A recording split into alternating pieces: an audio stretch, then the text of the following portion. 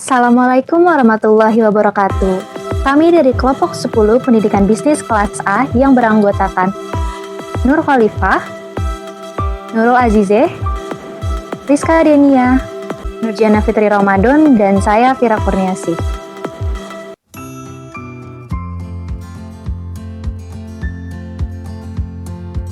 Next.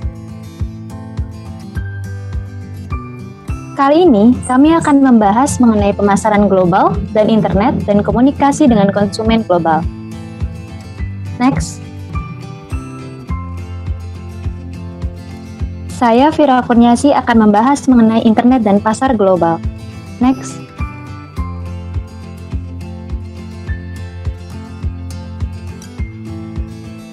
Internet adalah sistem komunikasi global yang menghubungkan komputer-komputer dan jaringan-jaringan komputer di seluruh dunia. Dari tahun ke tahun, penggunaan internet semakin meningkat. Salah satunya yaitu sebagai media perdagangan. Next.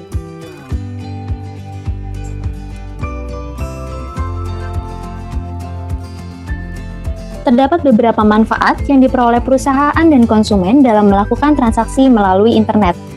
Pertama, meningkatnya pendapatan dengan menggunakan online channel yang biayanya lebih murah.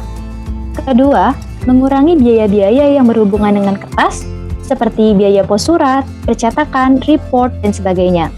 Ketiga, mengurangi keterlambatan dengan menggunakan transfer elektronik atau pembayaran yang dilakukan tepat waktu dan dapat langsung dicek. Keempat, mempercepat pelayanan ke pelanggan dan pelayanan yang dilakukan lebih responsif. Kelima, transaksi tanpa melakukan tatap muka langsung dan dapat dilakukan dari mana saja. Next.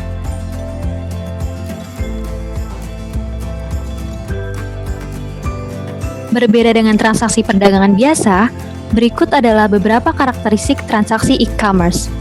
Pertama, transaksi tanpa batas.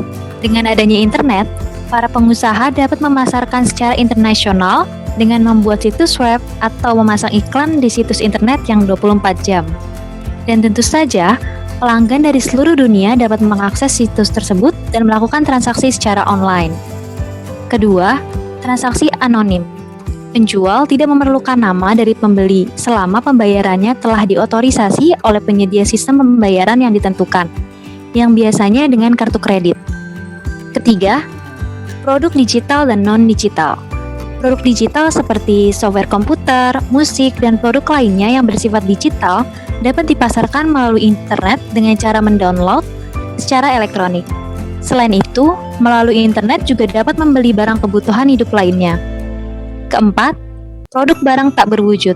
Banyak perusahaan yang bergerak di bidang e-commerce dengan menawarkan barang yang tidak berwujud, seperti data, software, dan ide-ide yang dijual melalui internet. Next.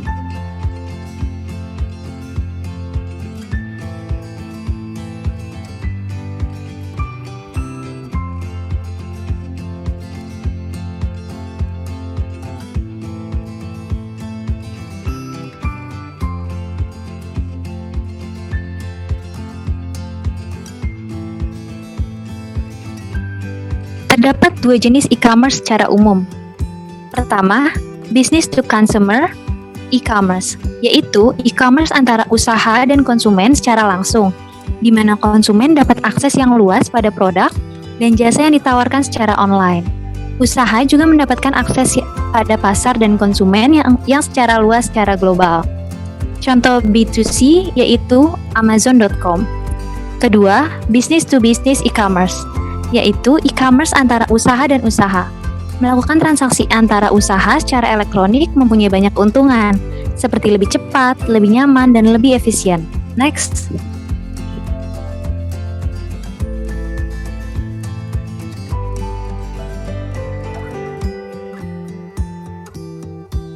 Terdapat 5 hal utama dalam implementasi e-commerce. Pertama, pengembangan produk. Produk dan jasa harus memiliki keunggulan dan daya saing, serta dikembangkan secara terus-menerus baik dari segi inovasi maupun kualitas. Kedua, promosi. Produk dan jasa memerlukan suatu promosi yang efektif secara terus-menerus. Ketiga, transaksi secara online. Membangun infrastruktur dan mengoperasikan fasilitas terkait menjaga kenyamanan pelanggan yaitu terkait tentang murah, mudah, cepat, berkualitas, responsif, dan lain-lain. Keempat, product delivery. Produk digital dan jasa umumnya lebih mudah dikelola dengan e-commerce, sedangkan produk yang secara fisik memerlukan pengiriman, memerlukan proses bisnis yang efisien untuk dapat memenuhi standar dan tuntutan e-commerce. Kelima, after sales support. E-commerce memungkinkan pemanfaatan internet seperti email, situs web untuk memberikan layanan purna jual. Memerlukan suatu keterpaduan seluruh sistem dan prosedur para pelaku bisnis. Next.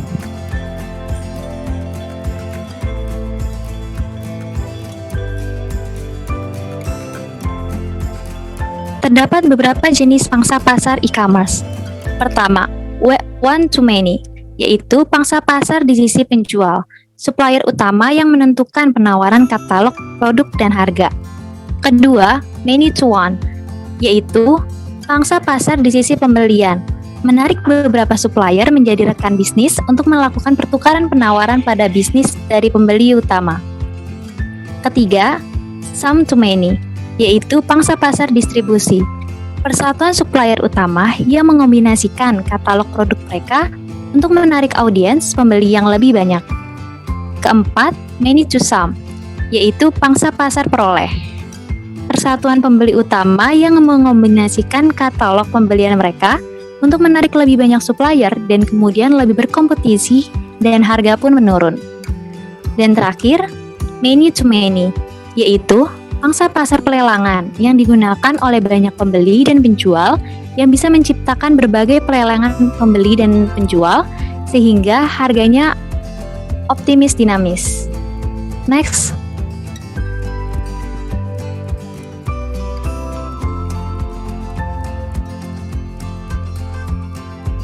Terdapat 7 faktor kesuksesan e-commerce. Pertama, pemilihan dan nilai, seperti pemilihan produk yang menarik, harga yang kompetitif, jaminan kepuasan, dan dukungan. Kedua, daya guna dan layanan, seperti cepat, navigasi yang mudah, berbelanja, pembelian, dan pengiriman barang dengan segera. Ketiga, lihat dan rasakan, seperti web yang menarik, area website untuk berbelanja, halaman katalog produk, multimedia, dan fitur-fitur berbelanja. Keempat, iklan dan insentif, seperti penargetan iklan halaman web dan promosi lewat email, diskon, dan penawaran khusus termasuk iklan dalam situs afiliasi. Kelima, perhatian secara pribadi, seperti halaman web pribadi, merekomendasikan produk yang sesuai dengan selera, iklan web, dan pemberitahuan melalui email, dan dukungan interaktif. Keenam, hubungan komunitas, seperti komunitas virtual untuk customer, supplier, perusahaan representatif, dan lainnya. Dapat dilakukan melalui newsgroup, ruang chat, dan link ke situs yang berhubungan. Ketujuh, keamanan dan dapat dipercaya, seperti keamanan informasi, transaksi melalui website, informasi produk yang terpercaya, dan penyelesaian pengiriman yang dapat dipercaya. Selanjutnya akan dibahas oleh Nur Khalifah.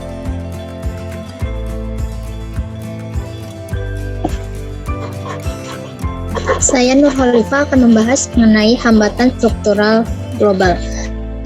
Menurut standar chart terbang atau standar chart, telah meluncurkan laporan global Focus Economic Outlook 2020. Dalam laporan tersebut, dijelaskan bahwa siklus positif untuk pertumbuhan global harus melawan 3 hambatan struktural jangka panjang, yakni utang, demografi, dan deglobalisasi. Beban utang adalah masalah di beberapa negara besar. Peningkatan pesat dalam pinjaman pada tahun-tahun sebelumnya membantu salah satu negara, yaitu Tiongkok, mengatasi krisis keuangan global dan krisis utang di Eropa.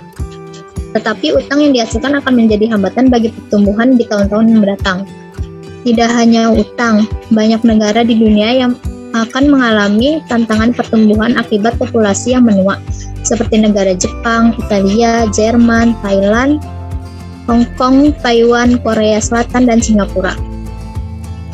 Sentimen anti-globalisasi dan proteksionisme juga menjadi salah satu hambatan struktural yang signifikan.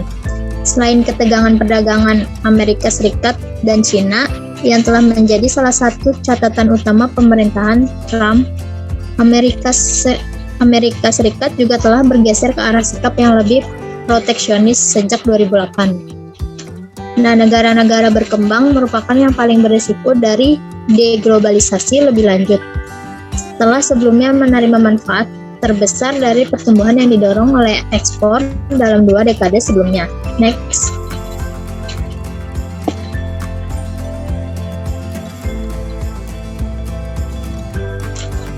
Lalu ada hambatan struktural dalam pasar global. Nah, ini ada 3 masalah utama pada e-commerce. Yang pertama itu masalah kesiapan infrastruktur. Nah, di dalam masalah ini kita bisa melihat dari tingkat internal maupun eksternal perusahaan dan memenuhi syarat-syarat seperti efisien, andal, dan terjangkau. Lalu yang kedua adanya trust. Adanya trust ini bisa dilihat dari rasa aman dalam menggunakan e-commerce dan termasuk di dalamnya encryption, electronic authentication, privasi, dan perlindungan konsumen. Yang ketiga, kesiapan implementasi secara global, yaitu di dalamnya ada keseragaman kerangka perpajakan dan hukum, serta sistem pembayaran, perpajakan, biaya masuk, dan perlindungan hak cipta. Next.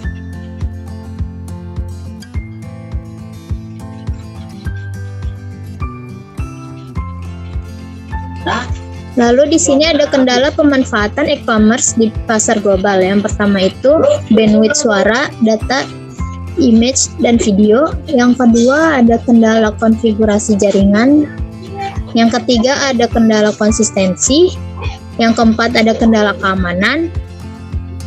Yang kelima harga jasa dan alat akses internet. Lalu ada aksesibilitas. Lalu ada kendala politik dan hukum, kurangnya sensor, kurangnya minat atau persepsi kegunaan. Lalu ada demografi. Next.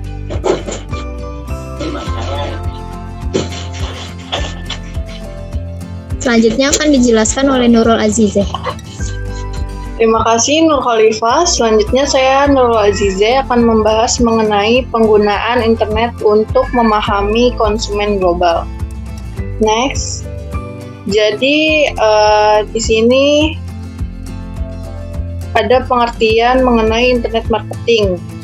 Jadi internet marketing ini tidak hanya soal penjualan, tapi juga soal promosi, branding, dan membangun hubungan dengan konsumen yang dilakukan secara online. Nah, istilah ini tuh biasa digunakan untuk pemasaran produk maupun jasa secara online melalui internet. Gitu. Nah, penggunaan internet sudah menjadi bagian dalam gaya hidup masyarakat modern, terutama bagi mereka yang sudah akrab banget, apalagi kita, dengan teknologi smartphone, tablet, komputer, dan laptop. Next.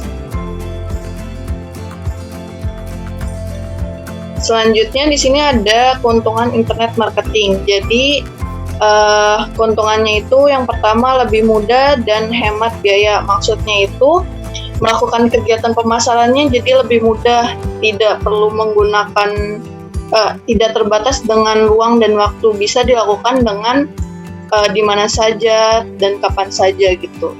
Selanjutnya banyak pilihan dalam pemasaran. Jadi dalam pemasaran online membuat seorang perusahaan dalam perusahaan itu lebih kreatif dalam pemasarannya karena bisa menggunakan audio, gambar, video maupun tulisan dalam internet marketing. Selanjutnya hasil real time, maksudnya itu kita bisa melihat hasil secara real time dan memantau iklan yang kita tayangkan dan menelusuri kinerjanya bagaimana. Jika ada yang terjadi kesalahan, bisa melakukan perubahan secepatnya. Kemudian memudahkan pengelolaan. Untuk menjalankan bisnis secara online, itu memudahkan pembisnis dalam mengelola bisnisnya. Jika menggunakan website, bisa menampilkan produk secara online, mengecek stok barang, dan menjual berdasarkan sesuai pesanan konsumen. Selanjutnya, membantu riset pasar. Nih, kan teknologi sudah semakin canggih, jadi kita bisa melacak jumlah pengunjung dan kemauan konsumen apa, yang dibutuhkan konsumen apa. Dilihat dari kata kunci yang dicari. Selanjutnya, next, ada keuntungan yang diperoleh konsumen dari internet. Jadi, perusahaan secara konsisten dapat memberikan hal yang terbaik dengan cara menjaga kebutuhan konsumen. Dengan meriset, seperti yang sudah dijelaskan sebelumnya, riset pasar, untuk melihat dan mencari tahu mengenai kebutuhan konsumen, terus mempertahankan kecenderungan pasar, menyediakan informasi yang menarik bisa melalui video maupun audio dan gambar, dan menyediakan pelayanan sesuai dengan kebutuhan konsumen. Next. Selanjutnya akan dijelaskan oleh Nurjana. Baik, terima kasih Nurul Azize. Selanjutnya, saya akan menjelaskan mengenai keunggulan kompetitif dan cyberspace.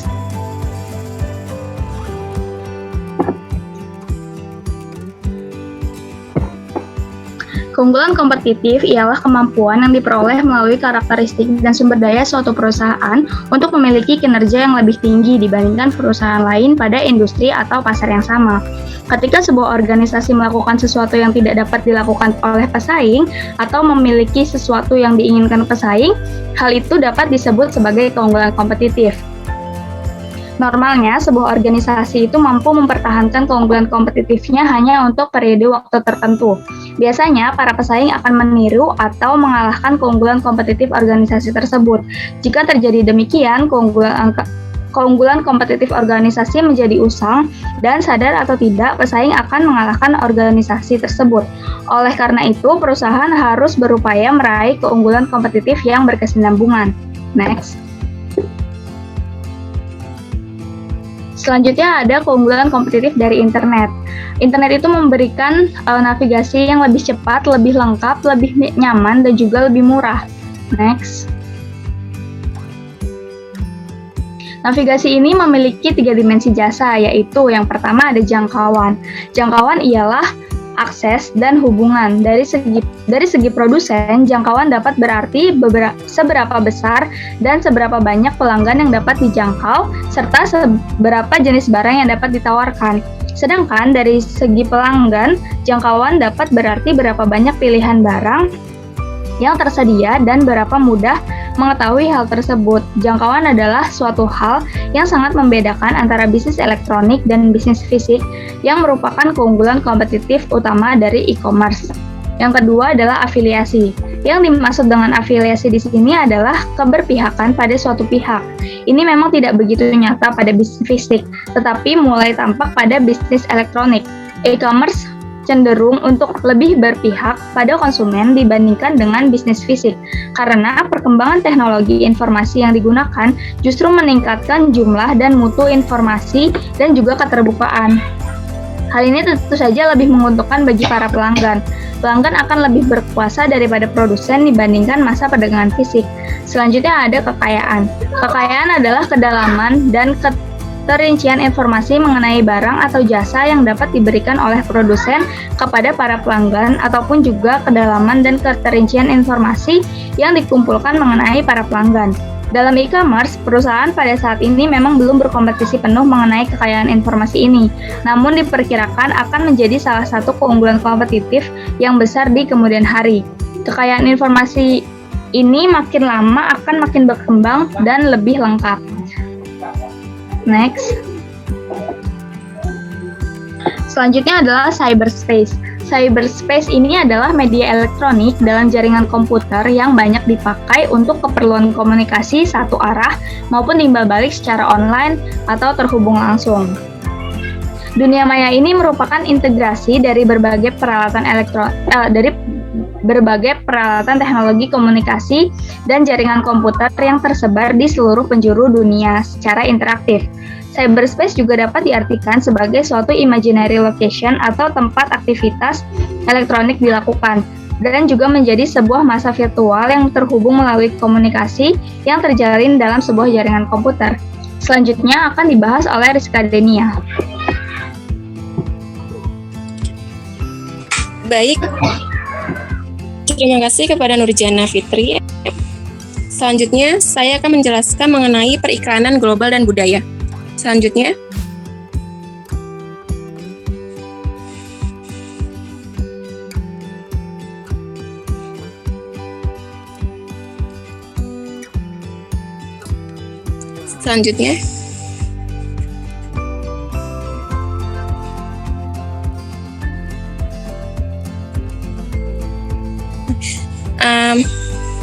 periklanan global atau global advertising itu adalah lintas komunikasi pemasaran budaya yang direncanakan dan juga melibatkan orang dalam iklan. Dan hal ini menuntut penyebaran pesan yang lebih dari satu negara atau beberapa negara. Selanjutnya,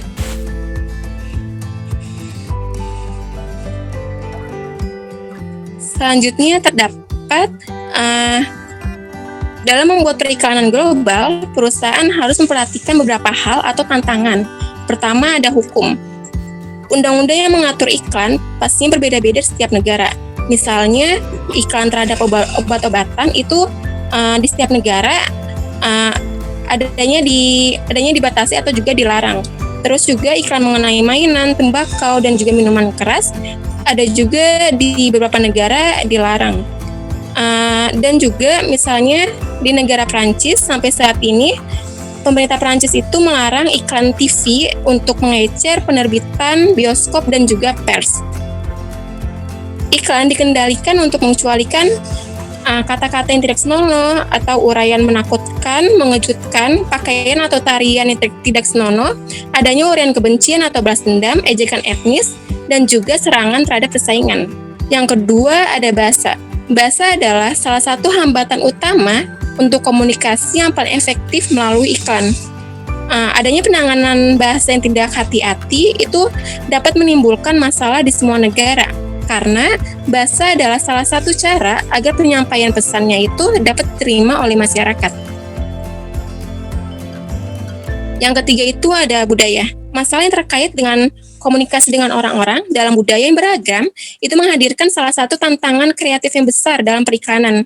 Misalnya di semua negara itu orang-orang dari segala usia, perkotaan, atau pedesaan pastinya berpegang teguh pada warisan mereka sampai tingkat tertentu, tetapi mereka itu bersedia untuk mengubah beberapa bidang, misalnya pada bidang perilaku. Yang ketiga ada media. Pembatasan strategi kreatif yang diterapkan oleh media dapat mengurangi peran periklanan dalam program promosi dan juga dapat memaksa pemasar untuk menekankan elemen lain dari bauran promosi. Yang kelima itu ada produksi dan biaya keterbatasan. Kreativitas sangat penting ketika anggarannya itu kecil. Karena ketika anggaran kecil itu pastinya adanya kendala, yaitu batasan produksi yang parah seperti kualitas pencetakan yang buruk dan juga kurangnya kertas yang bermutu tinggi. Next.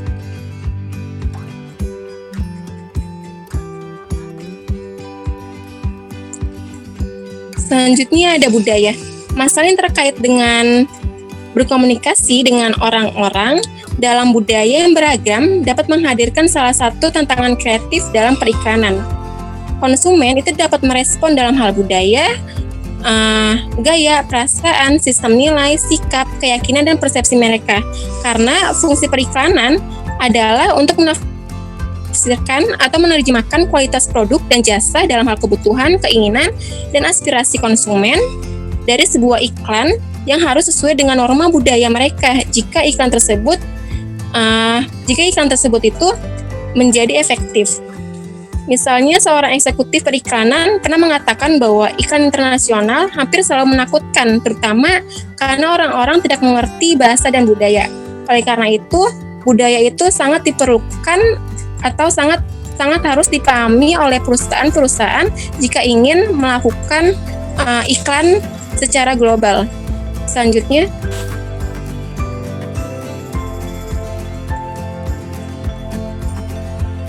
Selanjutnya, ada media periklanan global. Yang pertama itu ada koran. Koran adalah salah satu media yang digunakan oleh perusahaan untuk melakukan iklan global. Tetapi pada saat ini, koran itu kurang diminati oleh masyarakat. Dan juga di beberapa negara seperti misalnya India dan Indonesia terdapat kekurangan terhadap kertas, keterbatasan peralatan yang dapat mengakibatkan publikasinya iklan tersebut itu ditunda. Yang kedua itu ada majalah. Majalah digunakan secara luas untuk mempromosikan barang, tetapi sama halnya juga dengan koran, terdapat kekurangan kertas yang menyebabkan masalah dalam publikasi. Yang ketiga ada radio dan televisi. Radio dan televisi ini menjadi media komunikasi utama di hampir semua negara. Karena di semua rumah di kota-kota besar pastinya memiliki televisi dan kebanyakan orang dewasa menonton TV dan juga mendengarkan radio setiap hari. Yang keempat itu ada internet. Internet telah muncul sebagai media yang layak untuk beriklan dan harus dimasukkan dalam campuran media yang memungkinkan bagi perusahaan. Karena sejumlah besar bisnis pasti memiliki akses ke internet, karena internet dapat menjangkau bagi sebagian besar pasar bisnis ke bisnis. Yang terakhir itu ada media sosial. Media sosial seperti Instagram, Facebook, Twitter, YouTube, WhatsApp, dan juga lainnya, itu dapat menjadi alat pemasar yang kuat, dan konsumen nantinya dapat berinteraksi dengan produk atau merek dengan cara mereka sendiri. Next.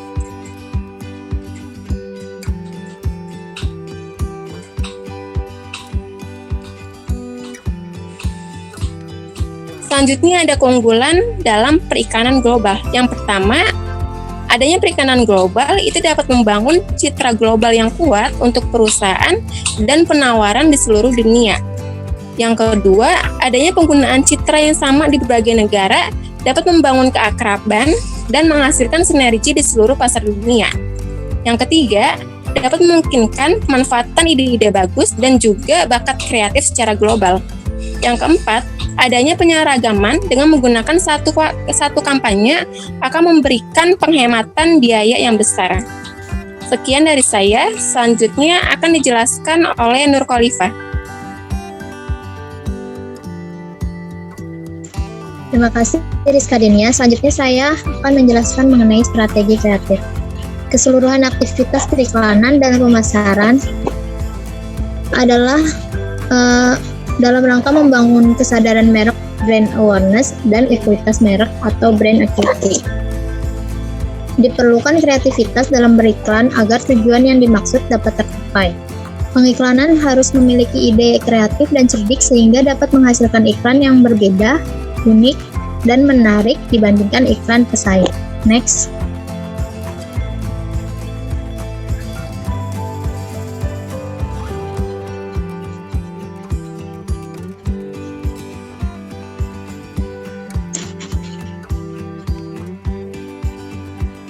Menurut ASIM 2003 menyatakan bahwa pada dasarnya terdapat 6 strategi periklanan yang dapat dikelompokkan dalam 3 kategori berdasarkan orientasinya.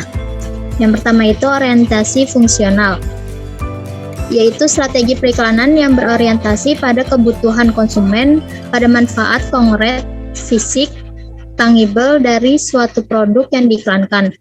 Bentuk strategi periklanan yang dilakukan yaitu unique selling proposition. Lalu yang kedua ada orientasi simbol atau pengalaman. Adalah strategi periklanan yang lebih berorientasi pada simbol atau pengalaman dan kebutuhan psikososial lainnya. Misalnya yang berorientasi pada pembentukan brand image, resonansi ataupun emosional. Orientasi simbol atau pengalaman ini ada tiga strategi. Yang pertama itu brand image strategi. Strategi ini berusaha membangun image dan identitas merek dengan menghubungkannya dengan suatu simbol tertentu. Lalu yang kedua ada resonance strategi.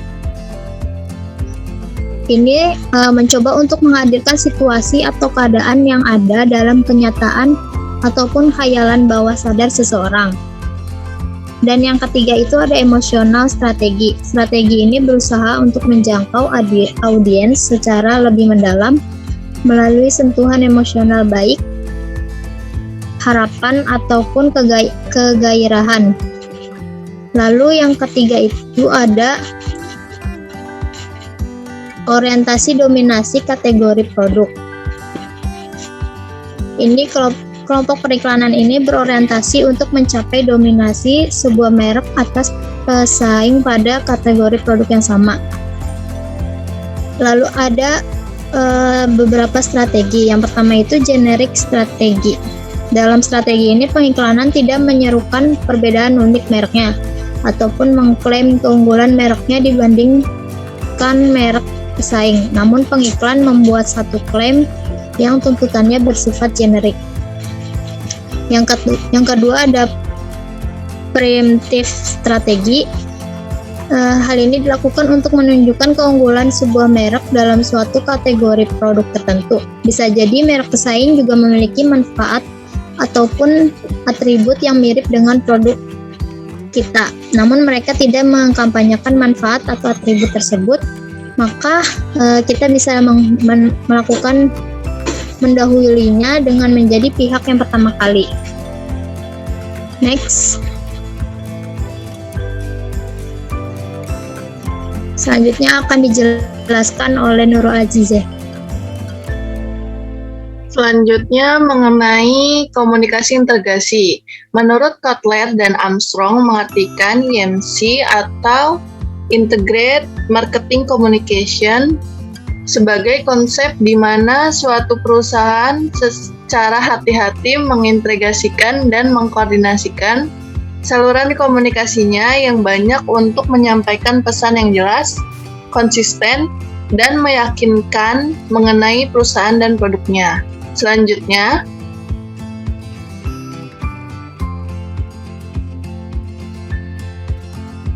IMC di Quicksilver. Quicksilver ini salah satu perusahaan paling inovatif dalam menciptakan cara baru untuk menghadirkan citra gunung dan ombak ke seluruh dunia. Jadi secara global, Quicksilver memiliki 3 pusat manajemen utama di Amerika Serikat, Eropa, dan Asia Pasifik. Kepala pemasar dari 3 wilayah utama itu melakukan rapat untuk membahas tujuan, strategi, dan praktik terbaiknya. Kemudian bauran penjualan terdiri dari 58% pakaian, 15% outer, dan 14% peralatan olahraga musim dingin, dan 13% aksesoris. Nah, seperti kebanyakan bisnis, Quicksilver terus mengubah dan berusaha meningkatkan pesanan, produk, hubungan, dan praktik bisnisnya. Sekian presentasi dari kami. Kurang lebihnya mohon maaf. Assalamualaikum warahmatullahi wabarakatuh.